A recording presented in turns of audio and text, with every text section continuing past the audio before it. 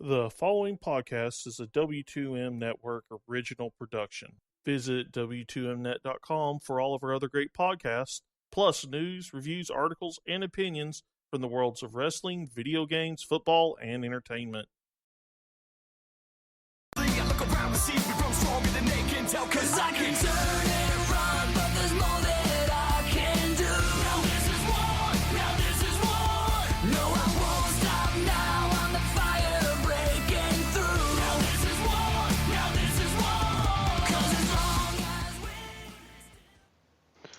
Hello and welcome to the Wrestling to the Max WWE 205 live review for May 30th, 2017. I am your host, Sean Garmer, and here with me is Mr. Paul Leazar. Heyo.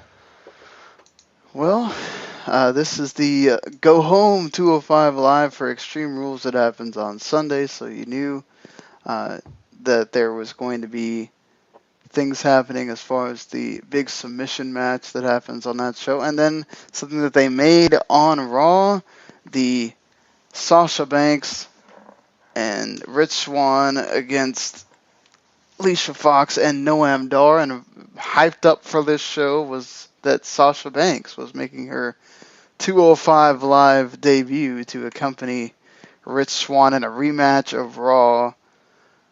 This match got a lot more time, obviously, than the one on Raw did, so that's a net positive.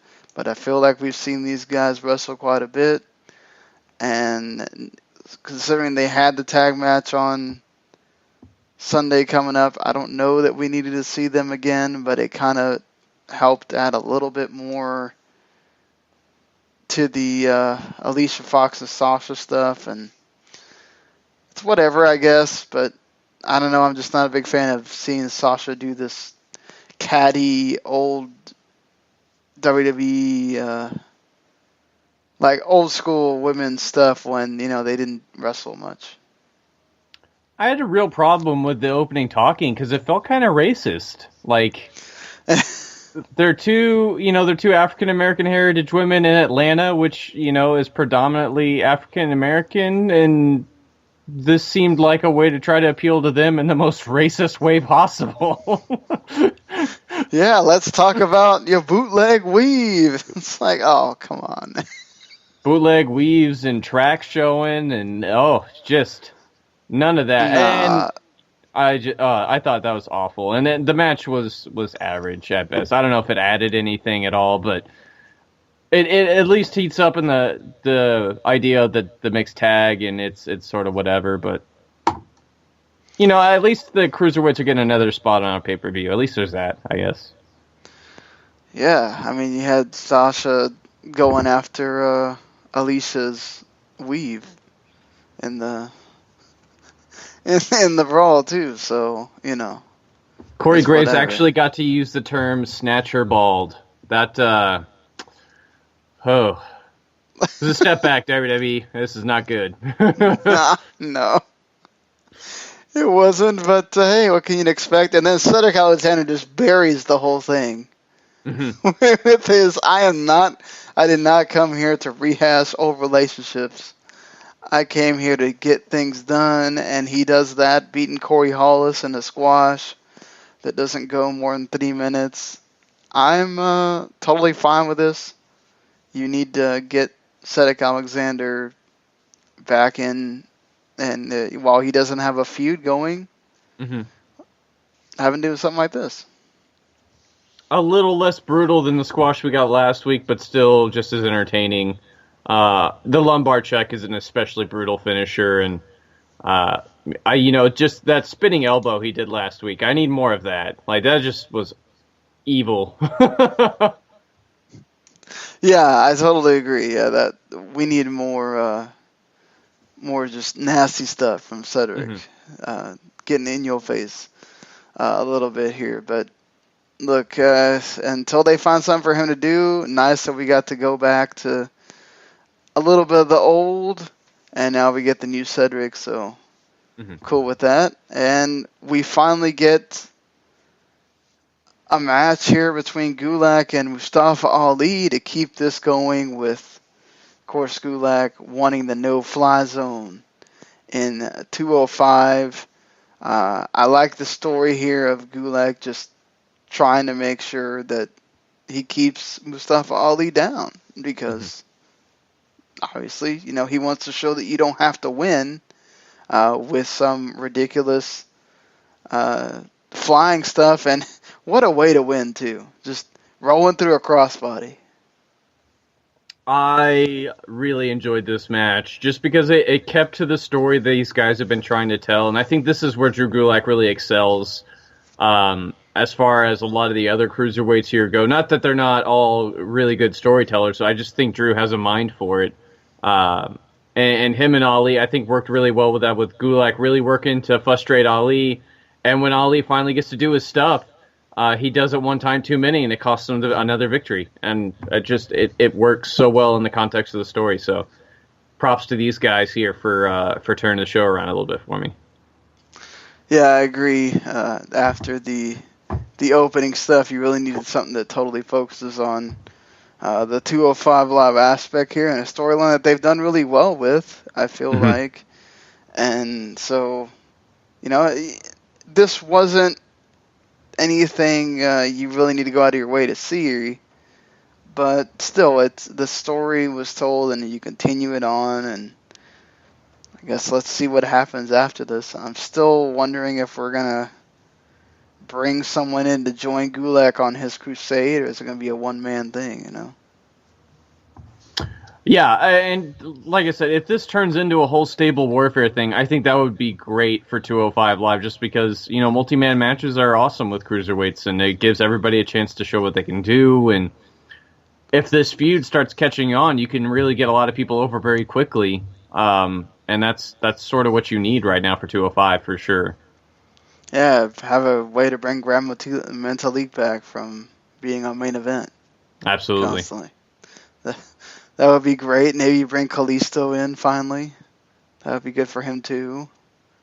Just bring all the, just Kalisto, Grand Metalik, and oh damn it, why can't I think Lindsay? of his name? Yeah, Lindsay. Just there's your 6-man trios going on.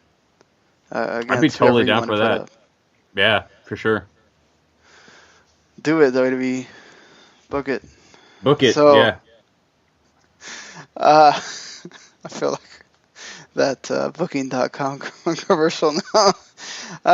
So the main event was billed to this, submission match that I think a lot of people are excited about. I know both of us are, because these guys are going to put on a show. At least you hope they do. And with the small amount of matches that they got booked for Extreme Rules right now, you'd imagine that that's what's going to happen. Austin Aries kind of he talks about his book. He talks about that he tapped out Neville on Raw, and that the crowd really got into the "You tapped out" chant, especially once Neville came out. He points out that he's made Neville tap out before, but nobody was paying attention. The ref wasn't paying attention, and Neville gets mad. Eventually, this leads to TJP attacking him and everything else, and I guess this is the just desserts for from the day before, and to kind of show that old Neville can also put in the submission. Yeah, I mean, this is some 50-50 booking at its finest, but I thought both the promos were good. The crowd was really invested in this, which I thought was really nice, because you don't always get that on 205 Live. But these are your two most over guys in this 205 Live roster. It makes sense. I'm really looking forward to this match, and like you said, with a small card, these guys could easily get 20 minutes and put on something to wow you, hopefully. So, please, dear God, WWE, let these guys go out there and win some people over. They have done that every time they've had a match together, so I think we shouldn't expect anything less. Every time you go, I wonder if they're going to give enough time. They do, and they go out and totally impress, and I'm excited for that. I feel like, where was Jack Gallagher here? They could have had Did he get beat up in the back or anything? I mean, we don't know. Yeah, coming up short on the promise, but as much as he's been getting his tail kicked, maybe he just wanted to skip out for a night. Yeah, maybe. That's always, he found something better to do. Him and William III need to go catch some, I don't know, some rain or go watch something. Mary Poppins. Yep, exactly. He needed to go watch that. I'm sure there's some theater somewhere that's showing that. Who knows? But yeah, that's 205. Sometimes, there isn't a huge amount of conversation here with 205 Live. It's just a show. Yeah. It's a very straightforward show most of the time, too. It's not like every week we don't always get a Kendrick and Tozawa awesome main event fest to talk about on end forever. Yeah, this really did feel like, all right, we're doing stuff, and then the deal at the end is what matters. That's what you need to pay attention to. And there you go. And then let's go to Sunday where they're going to have that match. That's kind of what I felt like watching this.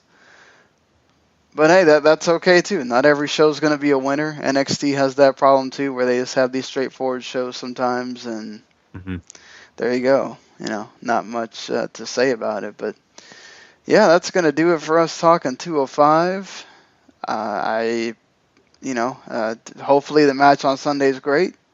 Hopefully the tag match with the ladies and Swan and Dar has some substance there. And yeah, I mean, even that's probably going to get some time unless they add a match, which perhaps they, big cast against somebody, but who knows? Well, we'll see. They like to add things there at the last minute sometimes when they figure out that, oh man, we might need to kill some more time, or maybe they just end the show early.